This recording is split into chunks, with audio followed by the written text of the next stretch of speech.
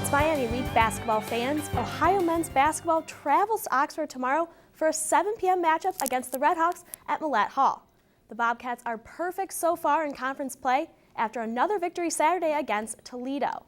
If Ohio were to come out victorious against one of their biggest rivals, the Cats would have their first 5-0 start to conference play since the 1998-1999 season. It's the weekend of the rivalry. 4 different Ohio teams will face off against rival Miami teams this weekend.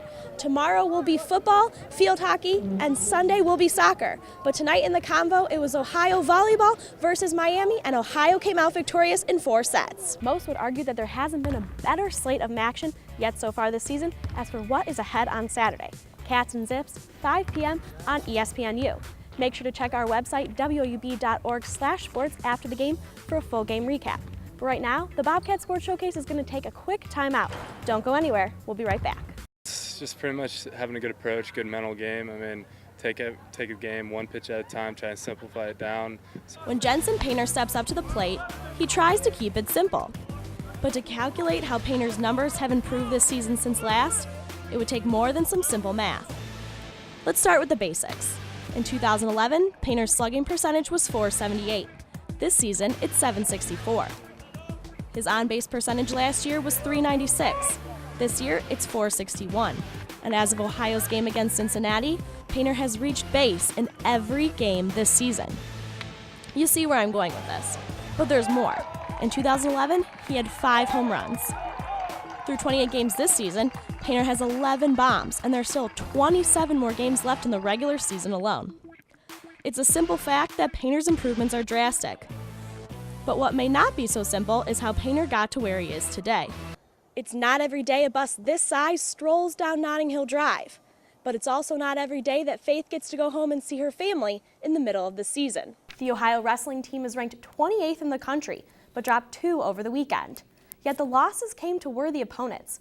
The Bobcats fell to number 18 Kent State Friday night and number 20 Bloomsburg on Sunday. The last game in the convo for the 2012 volleyball season, and possibly the last game of the season for the Bobcats, but Ohio came out fighting and defeated Notre Dame in 5 sets. Ohio was back in the convo after a 2-game road trip and got back to their winning ways. Balanced scoring and hustle plays on both offense and defense led the Bobcats to a 78-61 victory over Oakland University. It would be hard to nail down an exact definition for a leader. Leaders are different for everyone. It may be a coach to one person, or a famous basketball player to another, or maybe even a parent. Yet no one can deny that for a team to be successful, it must have a leader. Or in Ohio men's basketball's case, leaders.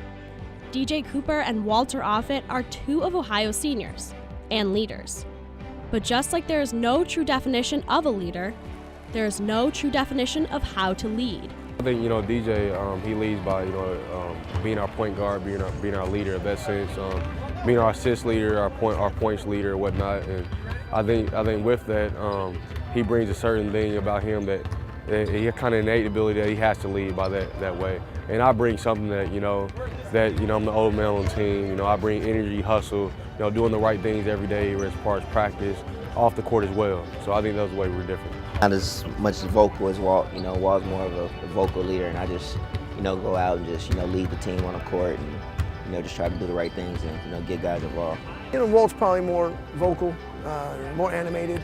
DJ's more cerebral. I think he really has a good feel for understanding when guys need the ball, where to get it from, who's struggling.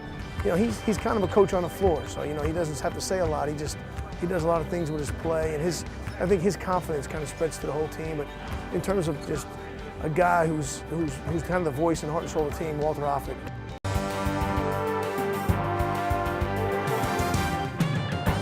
High Fest Saturday at Ohio University didn't end on a high note for one former Ohio linebacker. After facing loads of tough competition to start preseason play, the Ohio volleyball team was looking for a win, and that's what they got today in 3 sets against Niagara to open the Bobcat Volleyball Invitational. We are here at Victor E. Court, but unfortunately for Ohio, the Huskies from Northern Illinois got the victory tonight 3-0. But the Bobcats didn't make getting that win an easy feat to accomplish. Verjao will sit out the remainder of the season thanks to a blood clot found in his lower right lung. The loss of the 6'11" center will be a huge blow for the young Cavaliers, who hold a season record of 10-32. This is the third consecutive season he will miss due to injury. His injury has given extra playing time to second-year forward Tristan Thompson and rookie Tyler Zeller. With the trifecta. She's a quiet leader.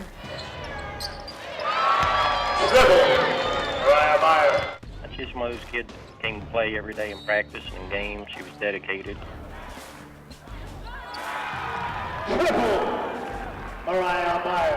Leader is not always a term you use when talking about a freshman, but it is something Mariah Byard has heard before. You could tell coming in her freshman year, she had leadership skills. We'd be in the huddle talking about things, and she'd mention things, do different things. And showed a lot of leadership skills, and she's a good leader in the community, and thought she'd carry that on through the college. Leading both on and off the court is nothing new for Byard. She earned over a 4.0 GPA in high school and was vice president of her senior class, while being the captain her senior year of a 3-time state championship team in West Virginia. To Byard for the win.